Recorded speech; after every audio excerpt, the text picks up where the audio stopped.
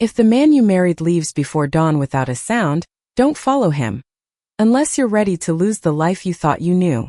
Emily Carter repeated those words in her mind as she stood barefoot on the weathered porch, the cold mountain air brushing against her pale skin while the last stars shimmered above the pine-covered hills. For nearly 2 years, her husband had slipped away before sunrise at least twice a week. He always returned before noon carrying firewood, groceries, or some ordinary excuse that fit too neatly to question.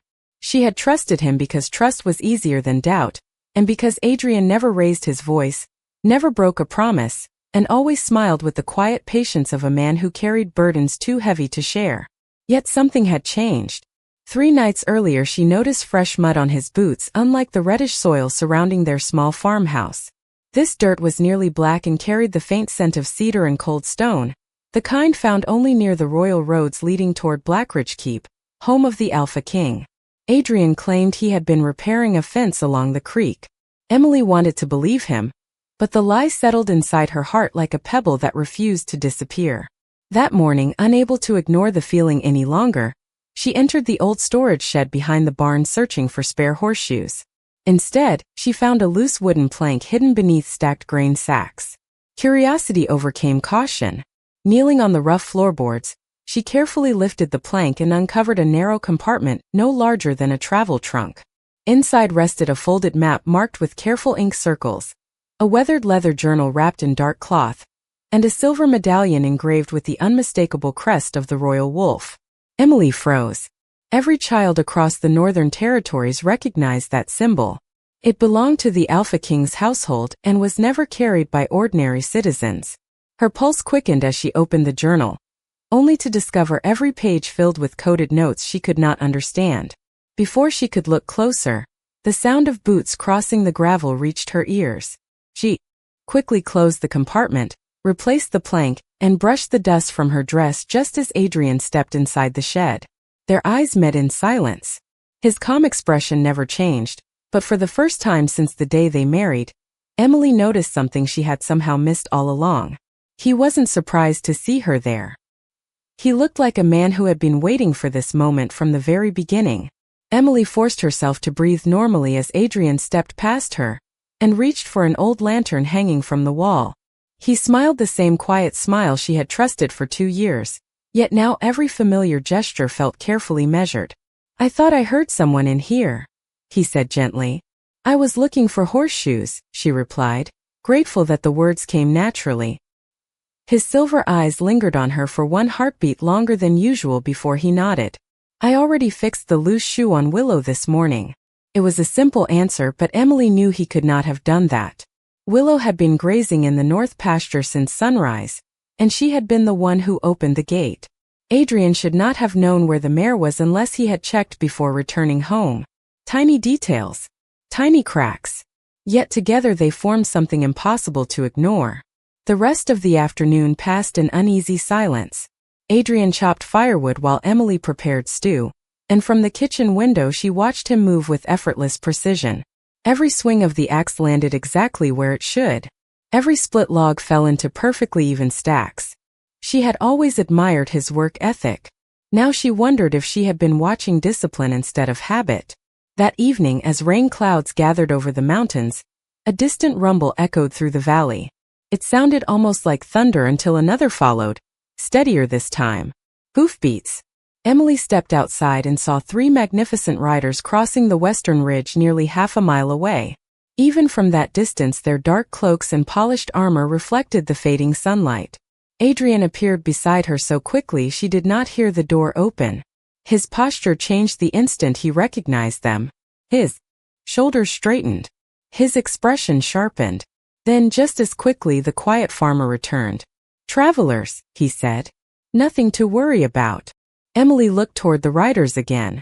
They had already disappeared behind the pines, yet Adrian continued watching the empty ridge long after they were gone. That night she pretended to sleep. The farmhouse settled into silence as the fireplace burned low. An old clock ticked steadily against the wall while moonlight spilled across the wooden floor. Shortly after midnight Adrian quietly rose from bed. He dressed without lighting a candle, moving confidently through the darkness as though he had memorized every board beneath his feet.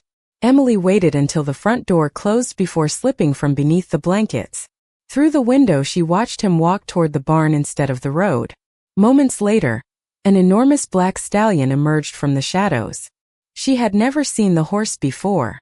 Its coat gleamed like polished obsidian beneath the moon, and its long silver mane flowed almost like water. No ordinary farmer owned an animal like that. The stallion lowered its head the instant Adrian approached, not from fear but from recognition. Emily felt a chill race through her. Horses did not greet strangers that way. She hurried across the yard after they disappeared into the trees. By the time she reached the edge of the forest, Adrian was already gone, swallowed by darkness. Only the stallion remained, calmly waiting beneath an ancient oak as though expecting someone else. Emily hesitated only for a second before placing one trembling hand against its neck. The powerful animal neither pulled away nor resisted. Instead, it quietly accepted her touch. An impossible thought flashed through her mind. If Adrian refused to tell her the truth, then perhaps the one companion who followed him every secret night would lead her straight to it. Emily tightened her fingers around the black stallion's reins, expecting the magnificent animal to pull away the moment she climbed into the saddle.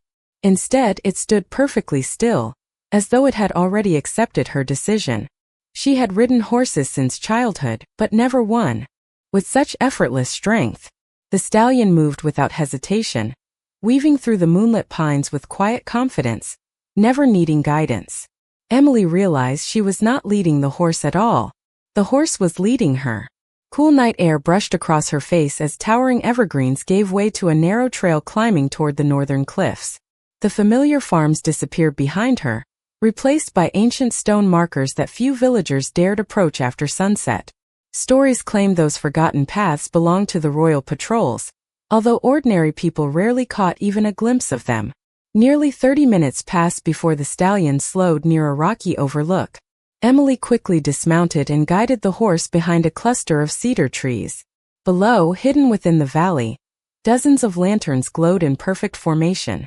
Men and women wearing dark cloaks stood silently beside powerful horses while several carried banners embroidered with the silver wolf crest she had found beneath the barn. Her heartbeat quickened. This was no gathering of merchants or travelers. It was an organized assembly unlike anything she had ever witnessed. Then she saw him.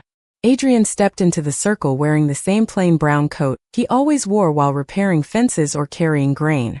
Yet everything about him felt different. The moment he entered the clearing, every conversation stopped. One after another, the waiting riders lowered their heads in respectful silence. No commands were spoken. No introductions were needed. Respect spread naturally through the gathering like wind moving across tall grass. Emily stared in disbelief. Farmers were not greeted that way. Neither were craftsmen, traders, or hunters. Adrian walked toward a large wooden table covered by maps that looked remarkably similar to the one hidden beneath the shed floor. Several older men pointed toward different regions while speaking quietly. Emily could not hear their words from the ridge, but she noticed Adrian listening far more than talking. Whenever he finally spoke, everyone else became completely still. His calm confidence was impossible to ignore. The gentle husband who laughed while feeding chickens each morning somehow carried himself with the quiet authority of someone accustomed to impossible responsibility. Suddenly another rider approached from the eastern trail. Unlike the others, this newcomer wore polished silver armor that reflected the moonlight across the valley. The rider dismounted quickly before crossing the clearing. Emily expected Adrian to greet him as an equal. Instead, the armored officer placed one fist over his heart and bowed deeply. Adrian immediately lifted the man back to his feet before anyone else could notice the gesture. The movement lasted only a second, but Emily had seen enough. Nobody bowed to an ordinary citizen. Her thoughts raced through every conversation they had shared since their wedding. Every unexplained absence. Every careful answer. Every mysterious scar hidden beneath rolled sleeves.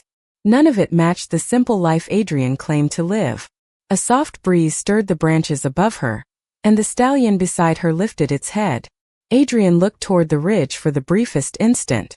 Although darkness concealed Emily among the trees, she felt as though his silver eyes had found her. There was no fear in his expression, only quiet sadness, as if he had always known this night would eventually come. Emily remained hidden among the cedar trees until the gathering finally began to disperse. Riders disappeared in different directions without raising their voices, each moving with the discipline of people who trusted silent orders more than spoken ones. Adrian stayed behind, studying the maps alone beneath a single lantern whose warm glow softened the sharp lines of his face. For a brief moment he looked less like a mysterious leader and more like the man who patiently repaired broken chairs and insisted on carrying heavy buckets so Emily would not have to. The contrast left her heart aching with confusion. She waited until he folded the final map before quietly guiding the black stallion away from the overlook. The remarkable horse followed without resistance, its steady breathing the only sound beneath the moonlit sky. Instead of returning directly home, Emily stopped beside an old stone bridge, crossing a narrow stream that marked the edge of the royal forest. She remembered Adrian mentioning this place once during their first spring together. He had smiled and said the water always found its way home, even after the hardest winter. At the time she thought he was speaking about the seasons. Now she wondered if he had really been speaking about himself. She tied the stallion to a low branch and waited. Minutes passed. Then distant hoofbeats echoed through the trees. Adrian emerged on a chestnut horse, slowing the instant he noticed the familiar black stallion standing beside the bridge. His eyes shifted to Emily, who stepped into the moonlight before he could pretend not to see her. Neither of them spoke at first. The silence between them carried more weight than any argument. Finally Emily lifted the silver medallion she had hidden inside her coat. Moonlight reflected across the royal crest. Adrian closed his eyes for a brief second before taking a slow breath. "You searched the shed," he said quietly. It was not an accusation. It sounded more like resignation. Emily nodded. "I searched because every answer you gave me created another question." Adrian dismounted and walked closer, stopping several feet away as though an invisible line separated the life they had shared from the truth standing between them now. "You should not have followed me tonight," he said softly. "Then stop giving me reasons to follow," Emily answered, her voice trembling more with sadness than anger. "Who are you, Adrian?" He looked toward the dark forest instead of answering. Before another word could be spoken, four mounted riders appeared from opposite sides of the bridge with astonishing speed. Their silver cloaks carried the same royal crest, and every horse came to a perfect stop without a single shouted command. Emily instinctively stepped backward, expecting them to surround Adrian. Instead, every rider climbed down, placed one hand over the center of their chest, and bowed deeply toward him. The oldest among them raised his head only long enough to speak. "Your Majesty, the council awaits your decision." Emily felt the world around her become strangely still. The rushing stream, the whispering leaves, even the night wind seemed to fade beneath those two simple words. "Your Majesty." Adrian immediately lifted his hand in a calm gesture. "Rise," he said with quiet authority. "Not here." Every rider obeyed at once without hesitation. None questioned him. None even looked surprised. Adrian turned back toward Emily, and for the first time since they met, there was no careful disguise left in his silver eyes. Only truth remained, waiting for a conversation that could no longer be delayed. Emily could not force herself to speak. The words "Your Majesty" echoed through her thoughts again and again, refusing to fit beside the memories she treasured. She remembered Adrian laughing when fresh bread burned in the oven, quietly repairing the old rocking chair that had belonged to her father, patiently teaching neighborhood children how to care for frightened horses. None of those moments belonged to the distant ruler, whose name was spoken with reverence across the northern territories. Adrian dismissed the royal riders with a single nod. They mounted their horses without another word and disappeared into the forest, leaving only the sound of the stream flowing beneath the stone bridge. When the last hoofbeat faded, Adrian finally looked at Emily with a sadness she had never seen before. "You deserve the truth," he said softly. "Every part of it." Emily folded her arms against the cool night air, unsure whether she was protecting herself from the wind or from disappointment. "Then tell me why the Alpha King pretended to be a farmer." Adrian rested one hand against the weathered stone railing.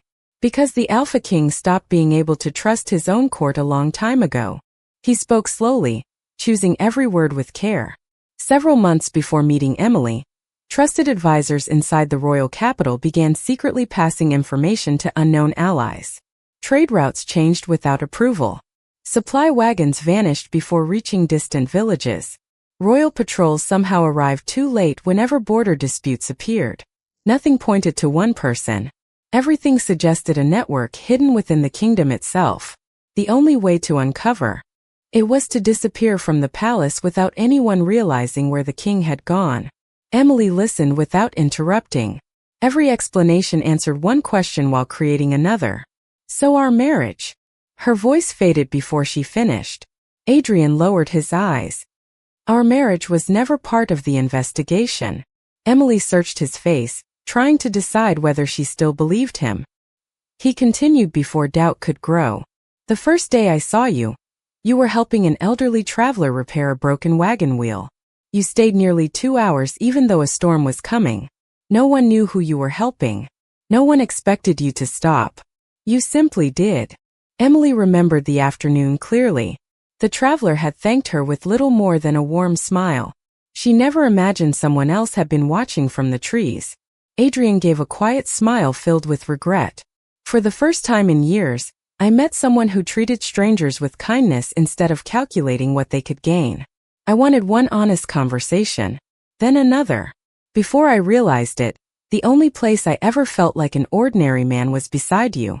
Emily looked toward the dark water beneath the bridge. But you still lied every day. Adrian did not deny it. Yes, because if anyone inside the conspiracy discovered where I truly lived or who I loved, they would stop searching for a king and begin searching for his greatest weakness. The words settled heavily between them.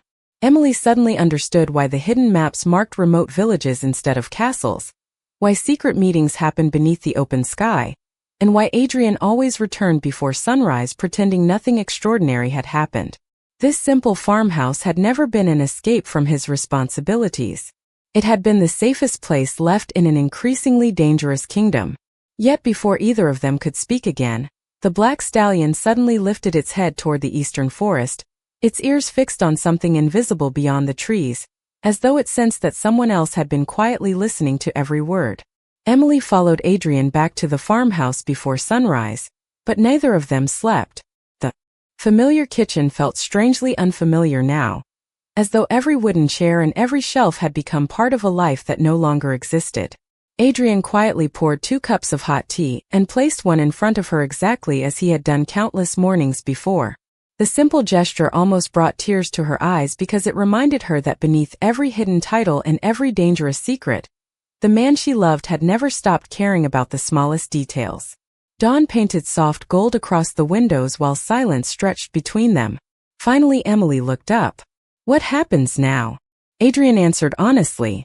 Now the people hunting the throne may realize someone has discovered the truth before they intended. Emily frowned. You think someone was watching us? Adrian nodded once. I stopped believing in coincidences a long time ago. Before she could respond, hurried hoofbeats echoed across the valley. Both of them turned toward the front window. A young royal messenger arrived moments later, breathing heavily after what looked like an exhausting ride. He hurried inside, stopping only long enough to bow respectfully. Your Majesty, another supply convoy disappeared before reaching Pine Hollow. The same route as the last 2. Adrian accepted a folded letter sealed with dark wax. As he read it, the calm expression Emily knew so well slowly became thoughtful, almost troubled. The messenger continued. No witnesses. No damaged wagons. It is as if the entire convoy simply vanished. Adrian folded the letter carefully. Return to Captain Rowan. Tell him to delay every shipment leaving Blackridge Keep until I send new instructions.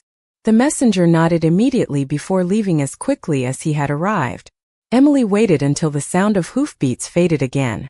Someone knows exactly where every convoy is going. Adrian looked toward the map hidden beneath the floorboards. Only a handful of people receive those routes before departure. Emily slowly pieced everything together. Someone inside the palace. Adrian gave a quiet nod. Someone close enough to change records without being noticed.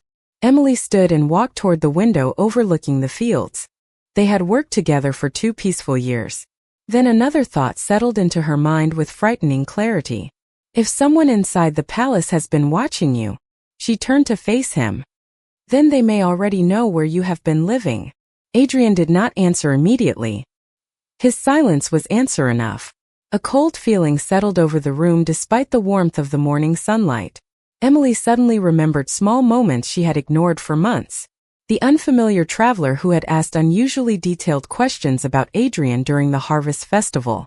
The merchant who insisted on buying supplies even though his wagon was already full. The stranger who lingered near the pasture watching the farmhouse before quietly leaving without speaking to anyone. None of those encounters had seemed important at the time. Now each memory returned with unsettling clarity. Adrian walked toward her and gently rested one hand over hers. Listen to me carefully. None of this is your fault. Emily looked into his silver eyes. They will use me to reach you. Adrian did not deny it because both of them already understood the truth. Before another word could be spoken, the black stallion outside suddenly gave a sharp warning call unlike anything Emily had ever heard. Adrian moved to the window at once. At the edge of the distant wheat field, barely visible beneath the morning mist, stood a lone traveler wearing an ordinary gray cloak. The stranger remained completely still for several seconds before quietly turning away and disappearing beyond the hills, leaving Adrian with only one quiet sentence. We are no longer ahead of them. They know exactly where to look. The farmhouse no longer felt safe, yet Adrian refused to leave immediately. Instead, he carefully gathered the hidden maps, sealed letters, and the silver medallion into a worn leather satchel before placing it on the kitchen table. Emily watched every movement, realizing that the quiet routine she once believed belonged to a simple farmer had actually been practiced preparations for moments exactly like this. Adrian unfolded the largest map and pointed toward a circle marked deep within the northern mountains. There is an old watchtower here, he said. Very few people remember it exists. If we cannot trust the roads, we will meet my closest allies there tonight. Emily studied the faded markings before looking back at him. How many people do you truly trust? Adrian answered without hesitation. Less than I did yesterday. The honesty in his voice was heavier than fear itself. By late afternoon they quietly left the farmhouse, traveling through narrow woodland trails instead of the main road. The black stallion carried Emily while Adrian rode the chestnut horse beside her. Sunlight filtered through towering pine branches, scattering shifting patterns across the forest floor. It should have been peaceful, yet every distant bird call made Emily glance over her shoulder. Hours passed before they reached an abandoned stone chapel overlooking a wide valley. The roof had partially collapsed years earlier, leaving beams of sunlight pouring through broken arches. Adrian slowed his horse and climbed down. We will rest here until sunset, he said. Emily wandered quietly through the weathered sanctuary. Moss covered the old stone floor, while faded carvings of wolves and moon symbols still decorated the ancient walls. She stopped before a cracked stained glass window that overlooked the valley below. Did you ever imagine telling me the truth? She asked without turning around. Adrian stood beside one of the broken pillars, his expression thoughtful. Every day. Emily finally faced him. Then why did you never do it? He lowered his eyes for a moment before speaking. Because every future I imagined ended the same way. Once you knew who I was, you would also inherit every danger that followed my name. Emily slowly walked toward him. You decided that for both of us. Adrian nodded quietly. I did. And I have regretted it every day. Silence settled between them once again, softer now than before. The afternoon breeze carried the scent of pine and distant rain through the broken windows. Emily remembered the countless evenings Adrian had returned home exhausted but still insisted on fixing loose fence posts before supper. She remembered him carrying injured birds into the barn until they recovered enough to fly again. None of those memories had been false. They had simply belonged to a king who had desperately wanted a few ordinary hours in a life that never allowed them. Emily reached into her pocket and removed the simple wedding band she had absent-mindedly twisted around her finger during the journey. She looked at it for several long seconds before slipping it back into place. I am still angry, she admitted softly. You have every right to be, Adrian replied. But I finally understand one thing. He looked at her with quiet surprise. Emily smiled sadly. The greatest secret you ever kept was not that you were the Alpha King. It was how lonely you must have been pretending to be someone else every single day. Adrian's composure finally broke. His eyes glistened with emotion he had hidden for far too long, yet before either of them could say another word, several figures emerged from the distant tree line below the chapel. They wore ordinary travel cloaks, but they moved with careful coordination instead of chance, and Adrian immediately recognized the pattern. "Those are not travelers," he whispered. "They followed us without ever using the road." Adrian gently guided Emily away from the broken chapel window, as the figures below continued climbing the hillside with deliberate patience. None of them hurried. None called out. Their confidence was more unsettling than any threat because it suggested they already believed escape was impossible. Adrian studied the narrow mountain trails surrounding the chapel before quietly reaching into his satchel and removing a small silver whistle engraved with the royal wolf crest. He gave one short note that barely carried beyond the ruined walls. For several long seconds nothing happened. Then distant hoofbeats answered from somewhere beyond the western ridge. Emily looked toward the sound just as 6 riders appeared between the towering pines, their silver cloaks catching the late afternoon sunlight. They crossed the valley with remarkable speed before stopping at the base of the chapel. Without hesitation, every rider bowed respectfully. Captain Rowan stepped forward and spoke calmly. "Your Majesty, the Council has confirmed everything. The missing convoy records were altered from inside the royal archives. We traced the changes to Lord Victor Ashcombe's office." Adrian remained silent for a moment, his expression unreadable. Emily recognized the name from countless stories told in nearby villages. Lord Victor had served beside the throne for nearly 20 years, and was considered one of the kingdom's most respected advisors. "Are you certain?" Adrian finally asked. Rowan nodded once. "He has already abandoned his estate. Several of his closest associates disappeared before sunrise." Emily slowly realized why Adrian had spent months living as an ordinary man instead of commanding armies from his palace. The betrayal had never come from distant enemies. It had grown quietly within the kingdom itself. Adrian looked toward the travelers still moving carefully through the trees below. "They were never following me," he said softly. "They were waiting for confirmation that Emily knew the truth." Emily met his eyes. "Then they believe I can lead them to you." Adrian gave a quiet nod. "Which means we stop hiding today." He stepped forward until he stood at the edge of the broken chapel overlooking the valley below. The approaching strangers froze the instant they recognized him standing openly beneath the fading sunlight. Adrian's voice remained calm, yet it carried clearly across the hillside. "Return to whoever sent you. Tell Lord Victor that the Alpha King no longer hides behind another name." The figures hesitated only briefly before retreating into the forest without a word. Captain Rowan watched them disappear before turning back toward Adrian. "Should we pursue them?" Adrian slowly shook his head. "No. They will carry exactly the message I want delivered." Emily studied him with growing admiration. The quiet farmer she had married and the wise ruler standing before his loyal guards were no longer two different men. They had always been the same person. One had simply hidden beneath the other. As the last rays of sunlight disappeared beyond the mountains, Adrian turned toward his companions. "Tomorrow we return to Blackridge Keep." Rowan smiled with visible relief before placing one hand over his heart. Every royal rider repeated the gesture together. Emily expected Adrian to address only his guards, but instead he reached for her hand and held it openly before them all. No hesitation remained in his eyes. "From this day forward," he said with quiet certainty, "Emily Carter stands beside me without secrecy or disguise. Anyone who offers her the respect due to an honest heart honors this kingdom as well." No one questioned his words. Every rider bowed again, this time to both of them, and for the first time since discovering the truth, Emily realized she was no longer standing in the shadow of the Alpha King. She was standing beside the man she had chosen long before she ever knew his crown. The journey to Blackridge Keep began before sunrise beneath a sky washed in soft shades of blue and gold. Emily rode beside Adrian on the great black stallion that had first carried her toward the truth, and for the first time she no longer wondered where the road would lead. She already knew. As the towering stone walls of the capital appeared beyond the hills, church bells echoed across the valley, welcoming their king home.